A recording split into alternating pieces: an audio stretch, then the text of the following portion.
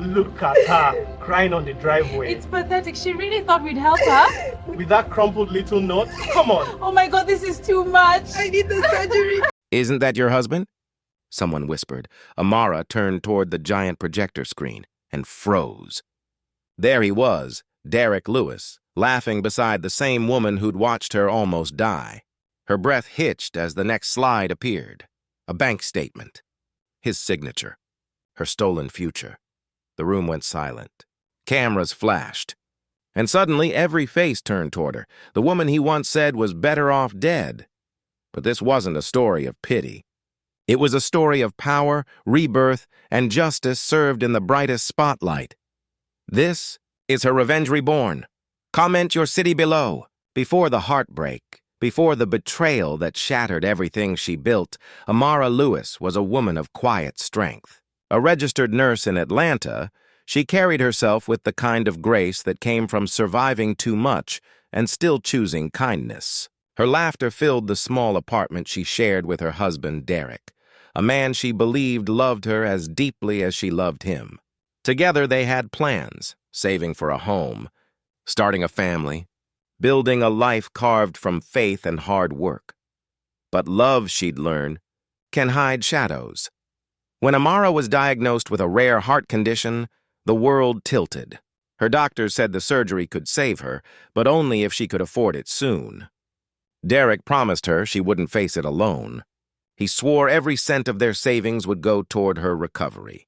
He kissed her forehead and called her his fighter. Weeks passed, and she noticed how often his phone buzzed after midnight, how his eyes avoided hers when she spoke of hospital bills. Still, she silenced her doubts. Because love, she thought, required trust, and she'd already lost too much to lose faith now. She worked double shifts, hiding her shortness of breath, smiling through exhaustion. Each day she told her patients to stay strong while her own body whispered that time was running out. But whenever she glanced at their framed photo, her hand on Derek's chest, his arms wrapped around her, she believed she'd make it. Until one evening, the bank called. They said her medical fund had been emptied, all of it. Her first thought wasn't anger. It was confusion, then disbelief. Then the slow, suffocating realization that the man she trusted most might have chosen someone else over her.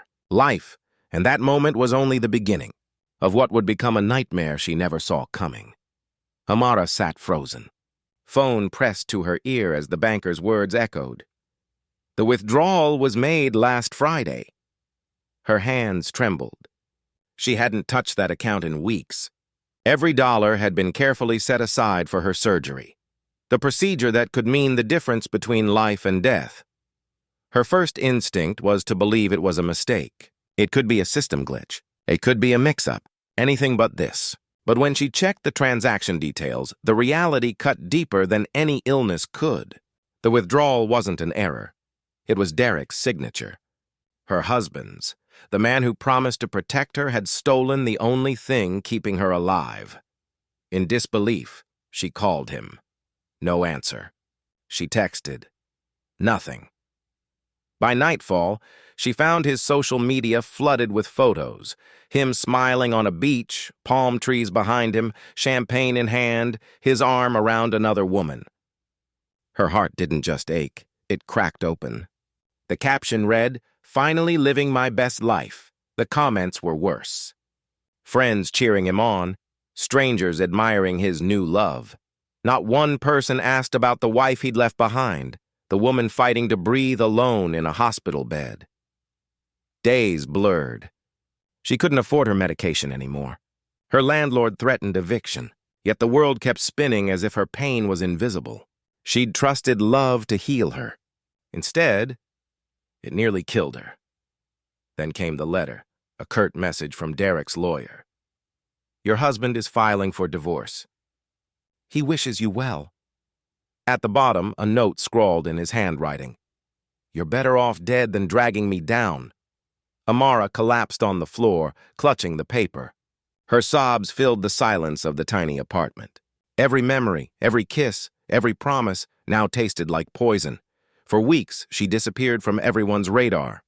No posts, no calls. No one knew that her body was failing. No one knew she sold her wedding ring to pay for basic care. But what Derek didn't know was that her story wasn't ending. A local charity stepped in after her nurse friend shared her case. They helped her get emergency surgery, barely in time. The operation left her scarred and fragile, but alive. She spent months in recovery, learning to breathe without pain, learning to walk without bitterness. Then, slowly, something inside her shifted. The heartbreak became fuel. She began volunteering with the same charity that saved her life, telling her story to inspire women abandoned in their darkest hours. Her voice carried strength where her body once carried weakness. And in that voice, she found purpose, but destiny wasn't done yet. 2 years later, as she prepared to speak at a national health conference, her name flashed across a list of attendees, right next to his. Derek Lewis, and the woman beside his name, was the same one from the beach photo. The past she thought she'd buried had just reserved a front-row seat. The ballroom lights shimmered as Amara stepped onto the stage. The conference hall was packed. Doctors, journalists, philanthropists. Her name was announced, survivor, advocate, founder of the Amara Hope Foundation.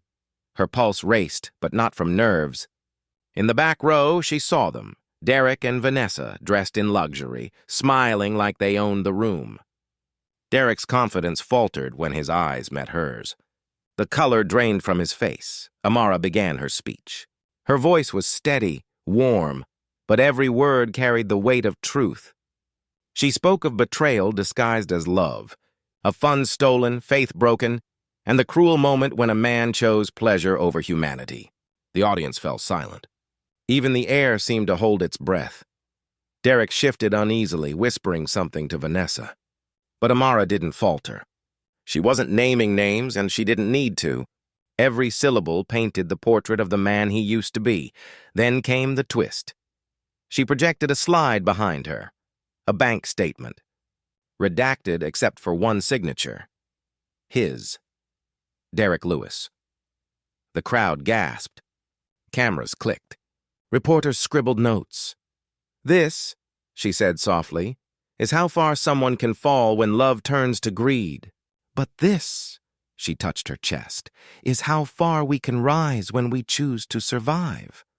Applause thundered through the hall, and in that moment, Derek realized the woman he once left for dead now stood higher than he could ever reach.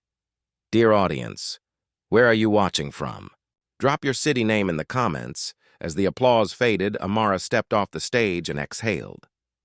The moment felt unreal. The same woman once left gasping for life, now walking past flashing cameras and outstretched hands. She had reclaimed everything he tried to take. Her dignity, her power, her voice. Derek approached her afterward, face pale, eyes darting nervously. Amara, he stammered, I didn't. But she only smiled, not with anger, not with forgiveness, but with peace.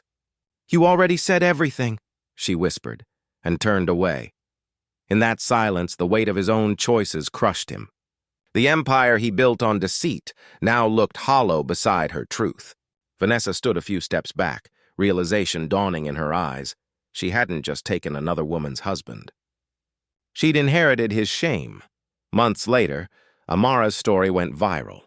Her foundation expanded nationwide, helping women in crisis find strength through education and health care. She became a symbol, not of revenge, but of resilience. People wrote to her daily, "You gave me hope." But Amara would always respond the same way. I just refused to die where someone else left me. Her scars no longer told a story of pain. They told a story of survival. And when she looked at her reflection now, she didn't see the woman he betrayed. She saw the woman she chose to become. Because sometimes the best revenge isn't destruction. It's living so well that your enemies must watch. Thanks for watching. How would you define strength?